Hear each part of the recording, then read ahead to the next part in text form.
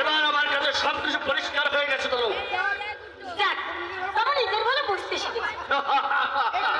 এই কৃতিত্ব তো তোমার জন্য তনু।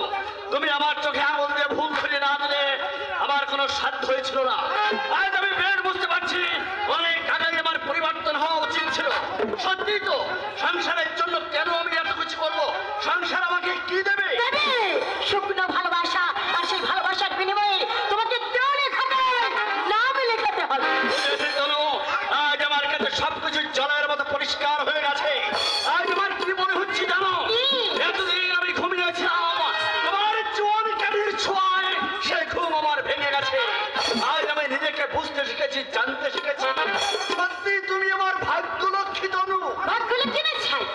না না, এ কথা আমি অস্বীকার করতে পারবো না। তুমি আমার সংসারে আসার পর পরই আমার সংসারে শ্রীবৃদ্ধি ঘটেছে। আমার চাকরির প্রমোশন হয়েছে, একেবারে 500 টাকা বেতন বৃদ্ধি, যা আমি জীবনে কোনোদিন কল্পনাও করতে পারিনি। এসবই তোমার ভাগ্য হয়েছে তনু। তুমি একথা স্বীকার করো, কিন্তু তোমার বাবা মা একথা মোটেই স্বীকার করে না। তাদের মতে তোমার বাবার সততা সত্যবাদিতার জন্যই নাকি তুমি এতখানি উপরে উঠতে পেরেছো। পুরুষের পাঁচালী এ যুগের সাধুতা সত্যবাদিতা আদর্শের কোনো মূল্য নেই।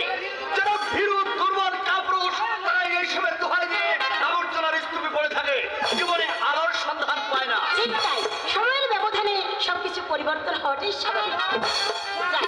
আজ অফিস থেকে তাড়াতাড়ি ফিরছো তো? আচ্ছা, কেন বলতো? বাড়ি কাল রাত্রে তুমি আমাকে কি বলেছিলে সে কথা তোমার মনে নেই? হ্যাঁ, কাল রাত্রে। কই, আমার তো ঠিক মনে করতে পারছি না। থাক, তোমাকে আর মনে করতে হবে না। প্লিজ তনু, রাগ করো না। তুমি রাগ করলে আমি কিন্তু কি করবে? কি করবো? কি করবো?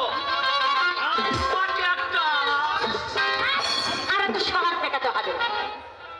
বেশ, তাহলে আমিও আজ অফিসে যাবো না। এদিকে বাবু ডাক তো খুবই আছে। আচ্ছা, কোনো কথা মনেই বা কেন থাকে না শুনি? লক্ষ্মীটি, বাচ্চার মতো তুমি আমাকে মনে করিয়ে দাও। দেখো, এরপর ঠিক মনে থাকবে। বেশ, আমি তোমাকে মনে করিয়ে দিচ্ছি।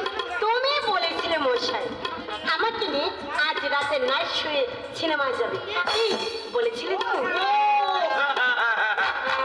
মনে পড়েছে। ঠিক আছে, তুমি তৈরি হয়ে থেকো, আমি ঠিক সময় অফিস থেকে ফিরে আসবো। এই আবার ভুলে যাবে না তো? না না না না, আমার কাছে রুমাল আছে, আমি রুমালে গিট দিয়ে রাখবো। মানে বলছিলাম কি, একটা কথা বলবো। নিশ্চয়ই, বলো বলো। মানে এবার পুজোয় কোথায় বেড়াতে নিয়ে যাবে গো? আরে, পুজোর তো এখনো অনেক দেরি, সে তখন দেখা যাবে। না না, তোমাকে এক্ষুনি বলতে হবে। বলো না কোথায় বেড়াতে নিয়ে যাবে, বলো না। আচ্ছা আচ্ছা, দীঘা গেলে কেমন হয়? এই দূর, কত বাড়ি গেছে। তা অবশ্য ঠিক।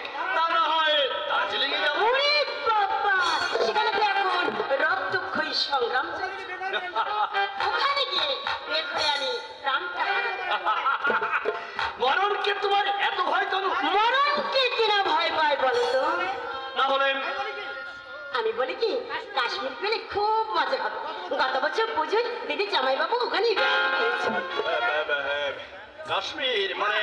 হ্যাঁ, সেখানে দেখবার মতো অনেক কিছু আছে, যা দেখলে তোমার প্রাণটাই জড়িয়ে যাবে। কাশ্মীর মানে সে তো অনেক টাকা দরকার। তা তো বটে, কিন্তু এটা আমি বুঝতে পারছি। আমি কিছু আবদার করলেই তখনই তোমার টাকায় প্রাণ পড়ে যায়। ঠিক আছে, আমাকে তোমার নিয়ে যেতে হবে না। এই আমি বাড়ির মধ্যেই বন্দি হয়ে থাকি। প্লিজ প্লিজ, আসো না। আচ্ছা আচ্ছা, তোমার কথাই হবে। আমি তোমাকে কাশ্মীরে নিয়েই যাবো। হ্যাঁ, সত্যি সত্যি সত্যি।